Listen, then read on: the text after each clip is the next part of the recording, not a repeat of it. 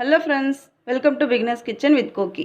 இன்றைக்கி நம்ம சேனலில் என்ன ரெசிபி பார்க்க போகிறோன்னா, ஆந்திரா ஸ்டைல் பருப்பு பொடி எப்படி செய்யுதுன்னு பார்க்க போகிறோம். பாருங்கள், அதுக்கு தேவையான பொருட்கள் பார்த்திங்கன்னா, கடலை பருப்பு அரை கப் எடுத்திருக்கேன், துவரம் பருப்பு அரை கப் எடுத்திருக்கேன், பைத்தம் பருப்பு அரை கப் எடுத்திருக்கேன், இது பொட்டுக்கடலை வந்து அரை கப் எடுத்திருக்கேன், உளுந்து மட்டும் கொஞ்சம் கம்மியாக எடுத்திருக்கேன், ஒரு 1/4 கப் மட்டும்தான் எடுத்திருக்கேன், கருவேப்பிலை கொஞ்சம், பூண்டு கொஞ்சம், வரமிளகாய் வந்து ஒரு 8லேருந்து 9 எடுத்துருக்கேன். நம்ம அவங்கவுங்க காரத்துக்கு தகுந்த மாதிரி சேர்த்துக்கோங்க. பெருங்காயத்தூள் அரை டீஸ்பூன் எடுத்துருக்கேன். உப்பு தேவையான அளவு. அவ்வளோதாங்க இதுக்கு தேவையான பொருட்கள். இப்போ இது ஒன்றும் எப்படி வறுக்கிறதுன்னு பார்க்கலாம் வாங்க. இப்போ பாருங்கள், நம்ம ஒரு அடிகனமான ஒரு பாத்திரம் வச்சுக்கலாம்.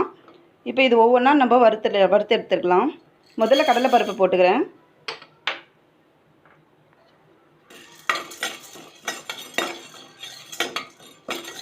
தீ கம்மியாக வச்சுக்கோங்க, இல்லைன்னா பருப்பு வந்து தீஞ்சிடும். ஒவ்வொன்றா வறுத்து எடுத்துக்கலாம்.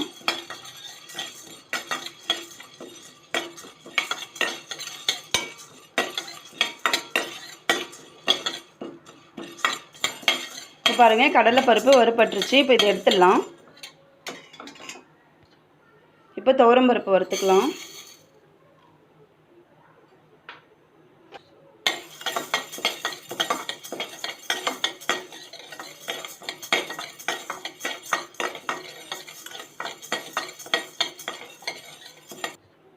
இப்போ பாருங்கள், துவரம் பருப்பு நல்லா வறுத்துருச்சு. இப்போ இதையும் எடுத்துடலாம்.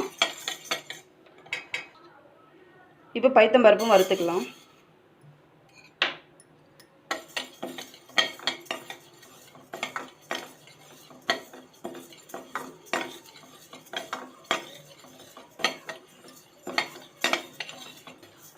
பாருங்கள், இப்போ பைத்தம் பருப்பு நல்லா வறுத்துருச்சு. இப்போ இதுவும் மாற்றிடலாம்.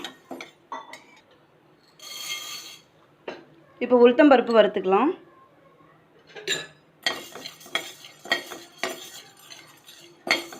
இப்போ பாருங்கள், உளுந்தும் வறுத்துருச்சு. இப்போ இதுவும் மாற்றிடலாம். பாருங்கள், நம்ம பொட்டுக்கடலை எடுத்துருக்கோம், அதையும் கொஞ்சம் லைட்டாக வறுத்துக்கலாம்.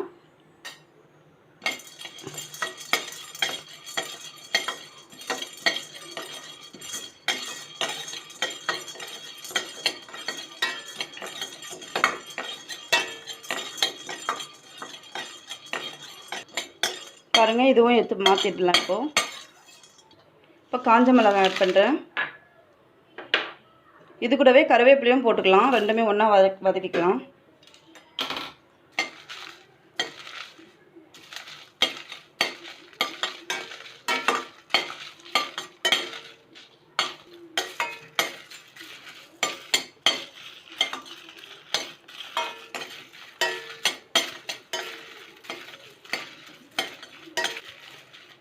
கருவேப்பிலை வந்து ஈரம் இல்லாமல் பார்த்துக்கோங்க.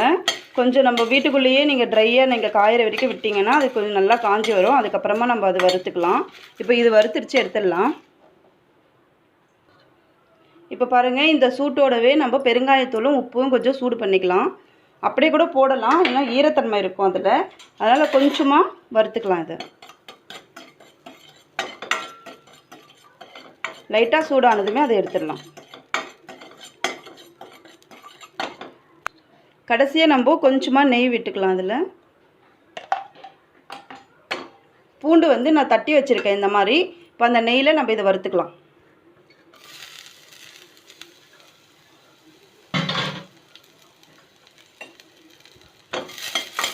நல்லா ரோஸ்ட் பண்ணிக்கலாம். அது ஈரம் இல்லாமல் இருக்கணும்.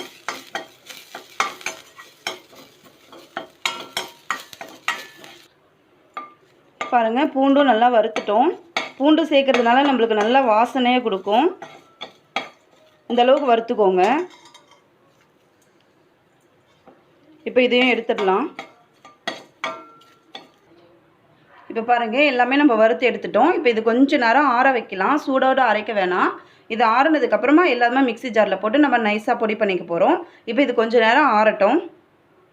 பாருங்கள், இது நல்லா ஆறிடுச்சு. இப்போ இது கொஞ்சம் கொஞ்சமாக மிக்ஸி ஜாரில் போட்டு அரைச்சிக்கலாம்.